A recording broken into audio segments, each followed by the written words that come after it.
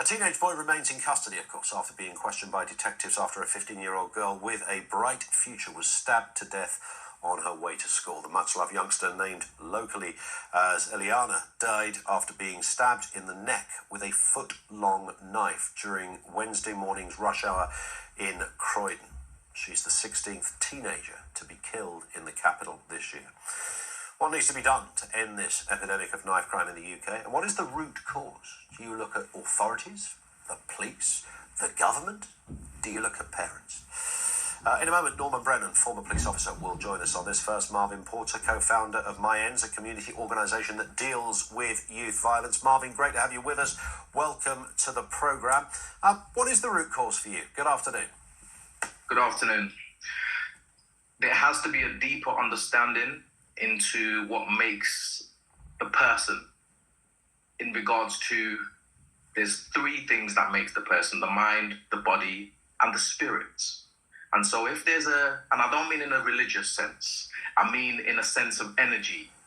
We are transmitters and receivers of energy, and whatever we immerse ourselves with is what we're going to attract, and it's what's going to surround us. So a lot of these young people don't understand that whatever they are immersing themselves with will have an effect. The music they listen to, the types of areas that they're in, everything has an energy. It's been proven by science that absolutely everything has an energy, an unseen world within this world. Until there's a better understanding about what makes us a human being, we will not be able to move forward, because a lot of the time we focus on the physical side of things and the mental without understanding the spiritual, the energetic type side of the world, you know. And so this is what I'm promoting. As much as I worked for the Mayans, I was a Mayans capacity builder, worked with amazing organizations in Croydon that are doing amazing work with the youth and parents as well. I also work in the community in regards to just giving that awareness to young people and adults, because what I've noticed is that there is an unrest that is happening and going on within everybody, not just the young people, everybody. So many people sense it. And with these young people, they don't really know themselves to a certain extent. They haven't experienced life and know how they are in specific situations. So when this unrest that's happening, which is going through many people, they don't know how to deal with it. And so they will just act on that immediate impulse. But are they, sorry to interject, Marvin, are they kind of almost acting out is this kind of a very sinister but very real version of role play? You know, they've seen the video games, they've heard the music, they want to be like that singer, that rapper, they want to act like that character in the film. They like the gang turf wars thing, the postcode issue. They're into all of that. If there's a bit of drugs involved, that's fine. Bit of mild shoplifting helps to, you know, keep the wolf from the door, etc. They're fine with all of that because they're acting out this fantasy almost. It's like a fantasy, and the gangs and the others they get involved with become this kind of surrogate family almost. They haven't got to go to work.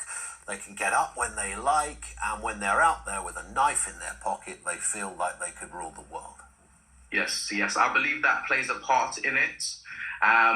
It definitely does play a part, because everything affects everything. And for me, I believe knowledge is power, but understanding brings change. So I too was lost in a sense when I was younger. I too made many wrong decisions. And it was only when I had a deeper understanding about life and not about knowing not just the earthly laws, but there are certain laws in the universe, primordial laws, which one of them is whatever you put out, you will receive. You know, and so my life actually changed when I had a deeper understanding. I made many wrong decisions as a young man in Croydon. I grew up in Croydon, you know, and so I was able to turn my life around when I realized that everything stems from within. My words, my thoughts create our world. Yeah. No, I mean, I get that. I wonder how that translates to some of the kids you need to get to, but it's worthy stuff. But in Croydon in particular, who had made some headway in this area, I think that's what's almost to compound the devastation of what has happened to this young girl. was the fact that the community there felt that they were making progress, and then this happens. Absolutely amazing progress. There hasn't been a death in Croydon for some time.